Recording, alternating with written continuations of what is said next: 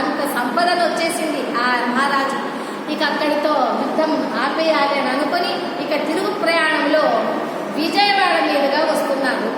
విజయవాడ అంటే అక్కడికి వచ్చేసరికి మంత్రులు చెప్పారు, మహారాజా మీ తాతగారైన అర్జునుడు పరమేశ్వరునితో కిరాతార్జునీయం ఇక్కడనే జరిగి విజయాన్ని సాధించాడు కనుకనే విజయవాటిక అనే పేరు వచ్చింది.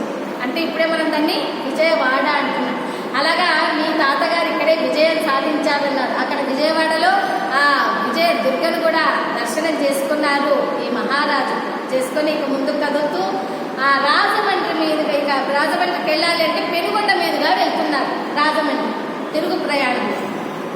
ఆ పెనుగొండకి వచ్చేసరికి ఆ ఉద్యానవనంలో వచ్చి, ఉద్యానవనం అంటే ఊరి బయటంతా కూడా ఉద్యానవనం పార్కులాగా, అక్కడ సేద తీరాలి అందరూ కూర్చునేసారు. ఆ కాలంలో వార్తల హరి అని ఉండేవారు. అంటే ఎవరైనా మన ఊరికి వచ్చినప్పుడు వాళ్ళు వచ్చి చూసి అందరికి ఊళ్ళో వచ్చి చెప్పేవారు. అలాగా ఆ వార్తల హరి ఆయన వెళ్ళి ఆ గ్రామంలో ఉండేటువంటి మహారాజైన కుసుమశ్రేష్ఠి గారికి చెప్పారు, ఓ మహారాజా మన రాజ్యాంగానికి పరిపాలకులైనటువంటి చక్రవర్తి గారు విష్ణువర్ధన మహారాజు మన గ్రామానికి వచ్చి ఏం చేస్తున్నారు, అక్కడ ఉద్యానవనంలో ఉన్నారు అనేసరికి ఆ మహారాజు కుసుమశ్రేష్ఠి వారు పట్టు పీతాంబరములతో పంచభక్ష పరమాణములతో ఆ తాంబూలాలు పరిమళ ద్రవ్యాలు పిండి వంటలు మృదుమధురమైన పదార్థాలన్నీ తీసుకొని వెళ్ళి ఆ విష్ణువర్ధన మహారాజు కంటే ఆర్యవైశ్య సంఘంతో పాటు వెళ్ళి విష్ణువర్ధన మహారాజుకి ఇచ్చి స్వాగతం పలికి, మనం కూడా వెల్కమ్ చెప్తాం కదా ఎవరైనా జ్ఞానులు వస్తే, అలాగే వాళ్ళు కూడా ఆయనకి వెల్కమ్ చెప్పారు. ఇక వారిని అడుగుతున్నారు, విష్ణువర్ధన మహారాజు అడుగుతున్నారు, ఓ కుసుమశ్రేష్ఠి గారు మీరు ఆర్యవైశ్యులు కదా, మరి మీకు ఎలాగొచ్చిచ్చాయి ఈ రాజ్యాంగాలన్నీ, మీరు రాజులు ఎలా అయ్యారు, మామూలుగా క్షత్రియులకే కదా రాజ్యాంగం ఉండేది, మరి మీరు ఏ విధంగా రాజులయ్యారు అన్నారు. అప్పుడు ఆయన ఆ కృతయుగం నుంచి ద్వాపరయుగం వరకు మనం నిన్నటి రోజున తెలుసుకున్న విషయాలన్నీ వాళ్ళకి ఏ విధంగా చక్రవర్తిత్వం వచ్చింది, రాజ్యాంగాలు వచ్చింది, ఇప్పుడు వారికి ఏ విధంగా పరిపాలన చేస్తున్నది, ఈ పెనుగొండలో స్వయంభూవంగా పరమేశ్వరుడు వెలసి ఉన్నది, ఈ 8 మంది దేవతలు ఆర్యవైశ్యుల కోసమే దివి నుంచి భూలోకానికి వచ్చి పెనుగొండలో పాదచారులుగా ఉండి అర్చకత్వంగా ఉండేటువంటి దేవతల గురించి ఇన్ని విషయాలు విష్ణువర్ధన మహారాజుకు కుసుమశ్రేష్ఠి గారు వివరించారు.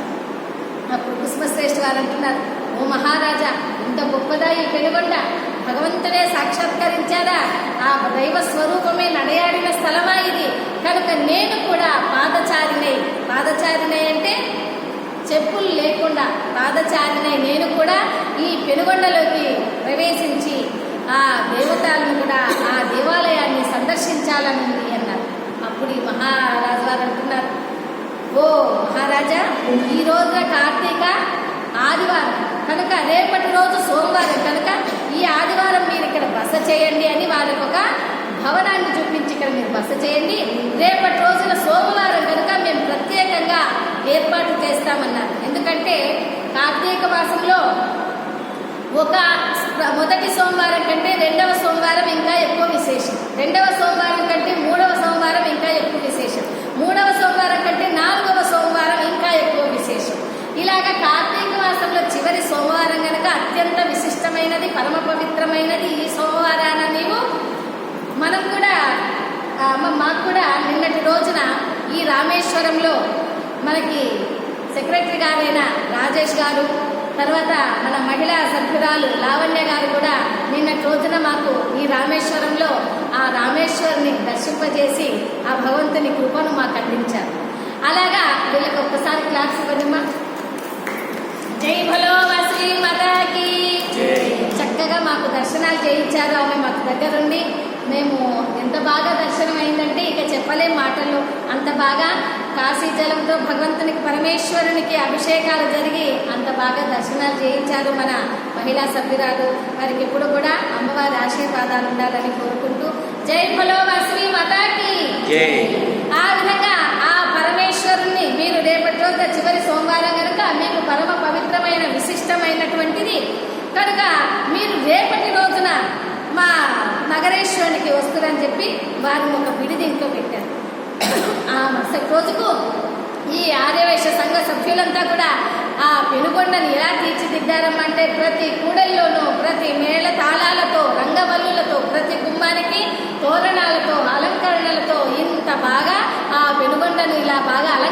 అలంకరించారు. అసలే పెనుగొండ ఎలా ఉంది నిన్నటి రోజున తెలుసుకున్నాం. సముద్రుడు మనకు ప్రసాదించిన రత్నాలతో మణుల మాణిక్యాలతో మయబ్రహ్మ మన ఆర్యవైశ్యుల కోసం 18 నగరాలను నిర్మింపజేశారని తెలుసుకున్నాం. అలాంటి అంత భవనాలు అంత మంచిగా ఉండేటువంటి పట్టణాన్ని వీళ్ళు ఇంకా బాగా అలంకరిస్తే ఇక ఎంతో శోభాయమానంగా ఉంది ఆ పెనుగొండ. అప్పుడు పెనుగొండలో పాదచారి అయి